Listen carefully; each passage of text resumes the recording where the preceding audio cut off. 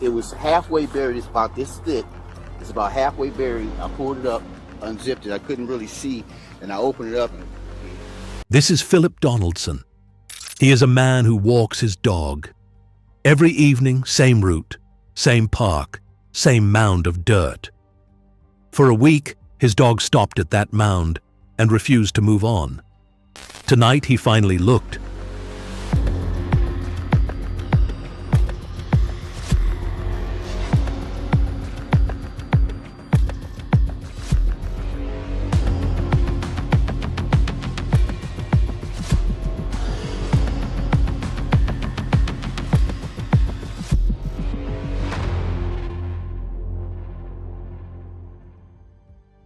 And what he found in a public playground on the east side of Cleveland is about to become one of the most disturbing cases this city has ever seen. It is March 2nd, 2026. Around 6:30 in the evening.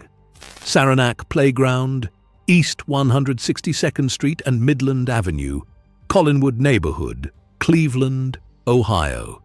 A park next to a school. Houses on all four sides. Children play here. A patrol officer has just pulled into the parking lot. Donaldson is waiting for him. Hey, so you can show me your rising.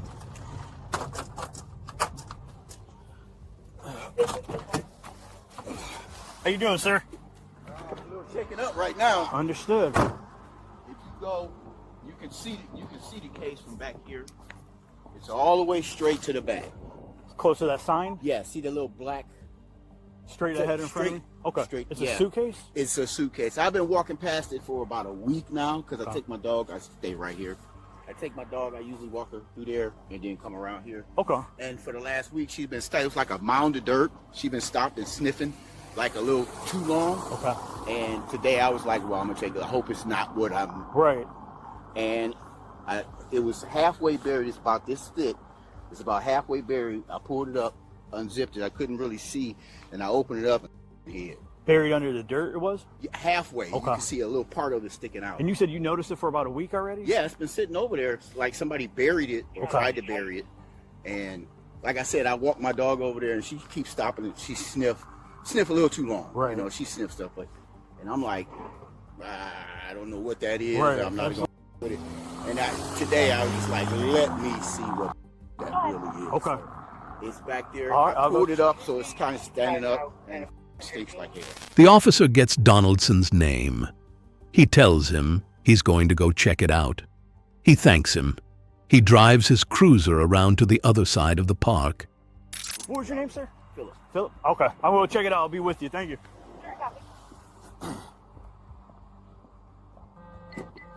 Thank you. The officer parks on the far side of the field. He hasn't opened the suitcase yet. Before he does anything, he gets on the radio. He needs backup, and he realizes he has left his flashlight back at the district. I got you.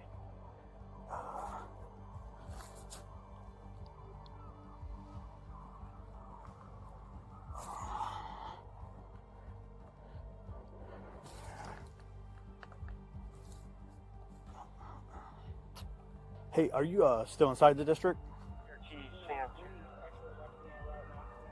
Okay. I was going to have you grab my flashlight, but that's all right. When you get up here, if you go down 162, like I went up Saranac, 162, you can just pull in this parking lot for this Ginn Academy, and you'll see me back here. So I haven't opened it yet. The dude I talked to, the caller, he said that there was this suitcase partially like buried in the ground that he said he's been noticing for like a week, and his dog keeps trying to get to it. So he said that he pulled it out today and to see what was in there because it was kind of heavy, and he noticed like a head and hurry, he just left it and called the police. So I'll just wait till you guys get here before I open it. 14 radio. What? Hey, Gil, are you still at the district by chance? Can you do me a favor, please? I left my flashlight in the sergeant's office. Are you able to run it up to me? I'm on this call on 162. Yeah, so if you go in there, right in front of, like on the side of the refrigerator, you'll see a flashlight. And then I'm on that call on 162nd and Midland. Appreciate it. Thanks, Gil. A man is standing alone in a park at dusk, 20 feet from a buried suitcase, asking a colleague to bring him a flashlight. That is what staying operational looks like. You document, you wait, you do not open it alone. Can you show me a size, working on 3 reports and Mark taking in there and property? I got you. Yeah, 34 radio. Yeah, bye.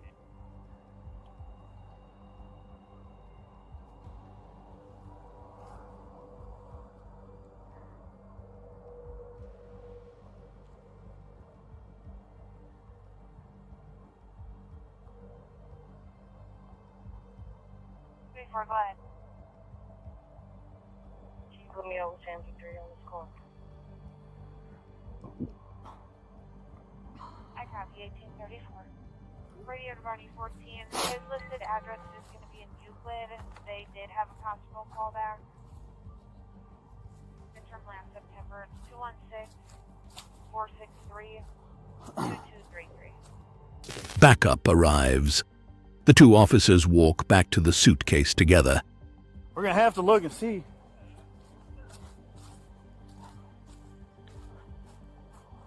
I mean, it's like partially buried. He said it was sticking out for like a week. He finally decided to open it up. I just want to see. Can you flash your light on? I just want to see if there's any blood or anything on it.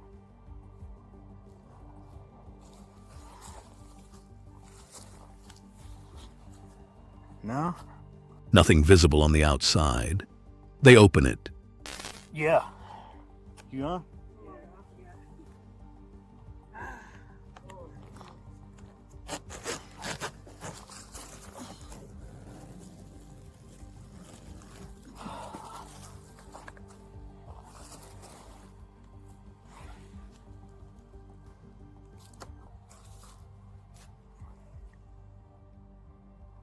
You bring it closer. I can't see. Yeah, no. Oh yeah, it is.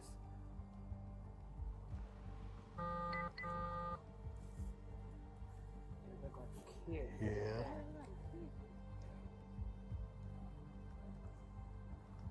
I can't. It's attached. It's just like full in the fetal position. A child, decomposed, folded into a suitcase in the ground of a public playground. The officers secure the scene. They step back. They make calls. And then they search the surrounding area. Because once you find one thing buried in the ground, you look for what else is nearby. 25 feet away, they find another mound. A second suitcase. Also partially buried. Also in Saranac playground. 25 feet from the first, inside it, another child. 2 young girls, 2 suitcases, 1 park. A school on one side, houses on the other. The suitcases had been there for at least a week, possibly longer. People had been walking past them. A dog had known. No one else had looked. The medical examiner is called. Preliminary DNA results come back within days. The 2 girls are related. Half-sisters, both from Cleveland, both from the same mother, and neither, not one, had been entered as a missing person.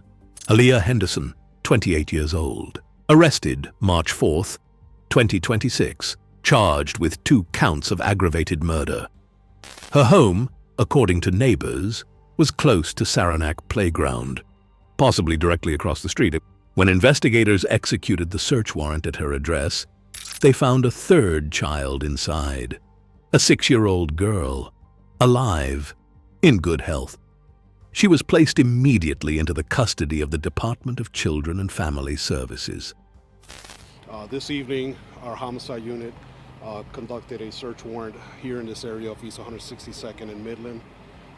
As part of that ongoing investigation and search warrant, The investigators were able to identify and detain a person of interest. At this point, the investigation obviously is ongoing. This person is going to be interviewed, and we're going to hope to continue his investigation and gather more leads. This is not an arrest at the moment. It's just a person of interest that we're looking to talk to and gain some more information. As you can imagine, all our resources, every possible lead that we have been receiving, every possible agency that we're able to work with, we're working to arrest those responsible person or persons that are responsible for this crime. Can you give any sort of update on the condition of the bodies that are found? I know you said it's been some time. This isn't something that just happened, but any sort of... So right now, the only thing we could say, there's no clear indicators. So there's nothing that's visible enough to determine what the cause of death was. We had heard, Chief, that perhaps these children were malnourished. Is that something that you heard as well? I don't have a comment on that. I would defer to the medical examiner once their results come out. Were the individuals clothed? I will also defer to the medical examiner on that at this time. Missing children that match the two girls that were found? So it's a good question. We have checked locally, we have no reports of any missing children that match these identifications. We are checking statewide as well. We also have the assistance from our federal, state, and local partners. This is a priority. This is a traumatic event for our officers, for the community. And, this is just such a tragic incident.